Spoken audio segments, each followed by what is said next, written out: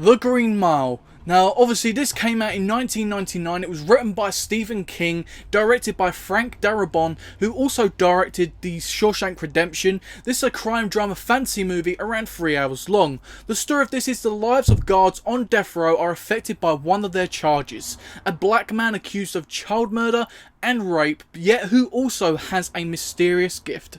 Let's jump straight into the good points. Now, the good points about this movie is the R rating. I think it benefits with an R rating because what you see in this movie, the tortures alone are really hard to watch, and it can be quite horrible to see. Even if it is a criminal, you don't want to see that sort of stuff sometimes. People can really cringe at them sort of things. Also, the director and screenplay writing, when it comes to Frank Darabont, he done a great job in putting his craft on the screen. I really see his vision on what he wanted to do, bringing this book to life, obviously written by Stephen King. He must have worked alongside him, really getting his vision as well as Frank's on the screen. Really, a really true masterpiece, really, what we're seeing on the screen. When it comes to the technical side of the movie, it was pretty basic throughout. The editing wasn't too advanced. You got some decent lighting throughout. There was some dark shots, but majority was well lit. Also, the locations were pretty simple. It was either a location when it was someone's house, or pretty much the majority of the movie in this prison cells or in the electric chair room. They were pretty basic locations, nothing too advanced. And also the cinematography. You got quite a lot of mid shots, close-ups, and also wide shots throughout the movie, which looked really well done.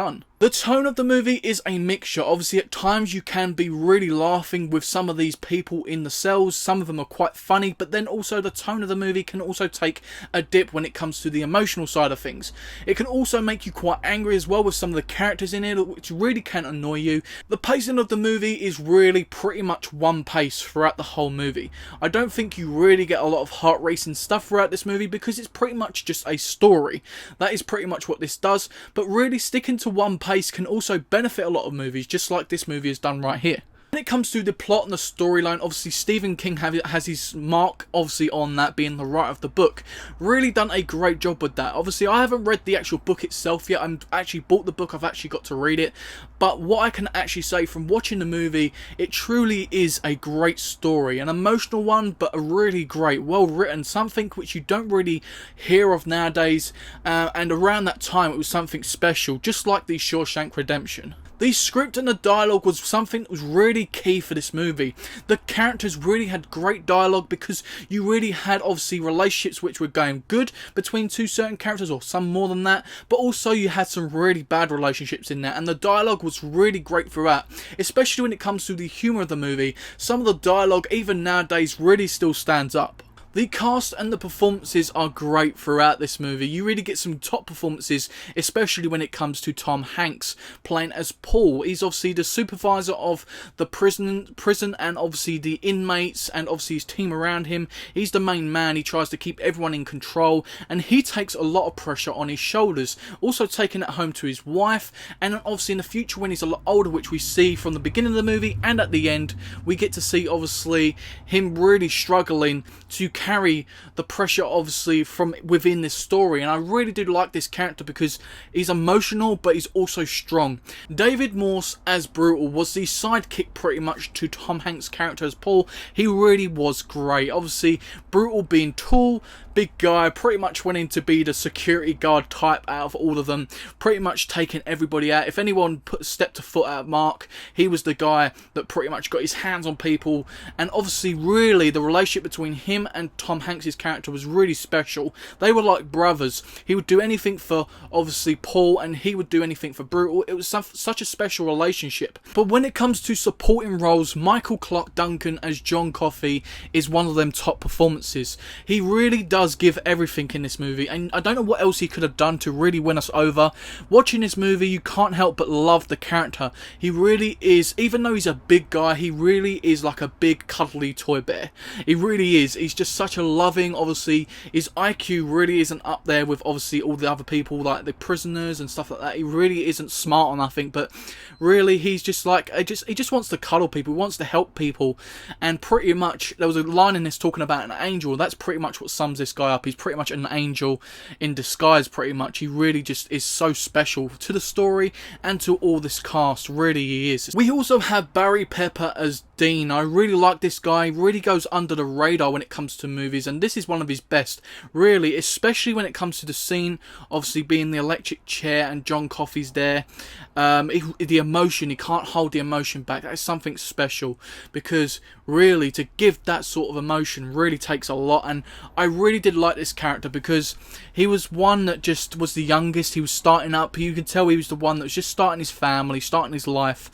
And even when Tom Hanks and the crew go off to do a mission, they leave him behind because they don't want him getting in trouble because he's only just started out. James Cromwell as the Warden Hal, I really did enjoy him as well. He's another actor which pops in and out of movies, really. And in this movie, he was a troubled man, pretty much. He tried to keep this, obviously, section in control, obviously, of all these guards.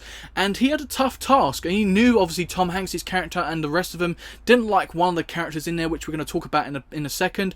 And obviously, he really tried to help them the best he can. But not only that, at home, his personal life was really struggling. His wife and stuff, it was really bringing all his personal life struggles to work, crying.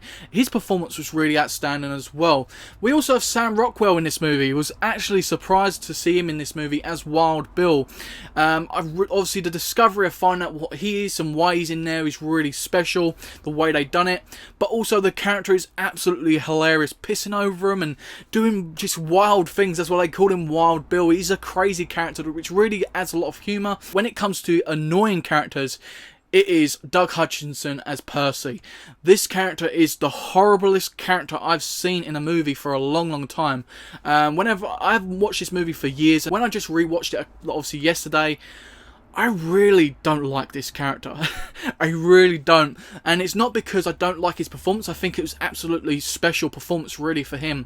He really done his best and really made us dislike him, and that's what he was aimed to do. It was just the fact I really hate the character. I wanted him to die. I wanted him to be in the electric chair and stuff like that. And what he goes through in the movie, he suffers quite a lot in this movie as well. Even though he gives it all the mouth, he does suffer a lot. This team do pick on him and the inmates as well. None of them like him, but he's a true horrible man, and he really has a special performance in there, and I'm sure a lot of people would agree with me on this point. But really, what interests me the most with this movie is the relationship between John Coffey and the guards. This is something I've already mentioned when it comes to, obviously, Tom Hanks' character, but not only Tom Hanks' character and John Coffey, it is obviously the rest of them as well. As I've mentioned, obviously, when it comes to Dean, played by Barry Pepper, he couldn't hold the emotion back when, obviously, he was in the electric chair, and neither could all the other guards. It was such a special relationship right at the end of the movie, but the way they built that up throughout the movie really is emotional. Even for me, I was bawling like a baby watching this, and it was because of the performances and the way they wrote this story, and the dialogue and everything is just so special. My favourite and most horrid scene throughout the whole movie and throughout other movies as well is really the John Coffey death scene. John Coffey's death always gets to me. I'm even getting choked up now just talking about it, because I've obviously just watched it, and it is truly heartbreaking. I've never experienced a movie, apart from when animals get killed, and actually bawled like a baby. This is truly something special. It is so mesmerising of how they deal with this situation, the way the actor says his lines in that situation, how these actors around him are truly upset. It is something that you rarely find in any movie. It's something truly special and actually inspiring to other people that make movies. Now on to the bad points. Only joking, there isn't no bad points about this movie. Now we jump straight into the critics' ratings. We have IMDb giving it a 8.6 out of 10. Rotten Tomatoes giving it a 79%, and Metacritic giving it a 61. My rating for this movie is a 10 out of 10. That makes this movie totally fucking awesome. Overall, guys, I don't understand how this cast or this movie didn't win any Oscars that year. It truly is so... It's just so mind-boggling why they didn't win anything. And not only that, looking at Rotten Tomatoes percentage, a 79% and Metacritic with a 61, that is absolutely crazy. I just don't know how low, why they rated it that low. It's just unbelievable. In my opinion, I absolutely think this movie is easily in my top 20 movies of all time. It really is. It holds everything I want in a movie personally. Great characters, great storytelling, great drama, humour, and even emotion in this movie. A 10 out of 10 for sure from me. So guys, a 10 out of 10 for The Green Mile. Don't forget to let me know your ratings and thoughts on the movie down below in that comment section. I hope you guys have enjoyed this video. If you simply did, smash that thumbs up button. Always lets me know you enjoy the content I'm giving you. Shares the video around, gets other people enjoying the video as well. And if you're new, consider subscribing and hitting that bell for much more movies and TV series action. We don't just review movies on the channel, we rank stuff from the worst to the best when it comes to top 10s, top 5s, or even franchises, as well as react to trailers on the channel when it comes to movies and TV series. This is the place for you. I really want to create a great community which love talking movies and TV series pretty much in the comment section down below, as well as on my Twitter at jspringit94. If you guys want to go and follow me on there, I normally do votes for which review up next. And guys, what is coming up next is pretty much the Predator review. This obviously got the same percentage rating as Predator, so I'm going to review both of them this weekend for you guys, so stay tuned on the channel for that. Don't forget to go and check out my Nightcrawler review, check out my Prisoners review, which was released a couple of days ago, another special movie as well. Thank you very much for watching. I've been me, you've been you, and I'll see you next time, guys, on Talking with Jay Springer.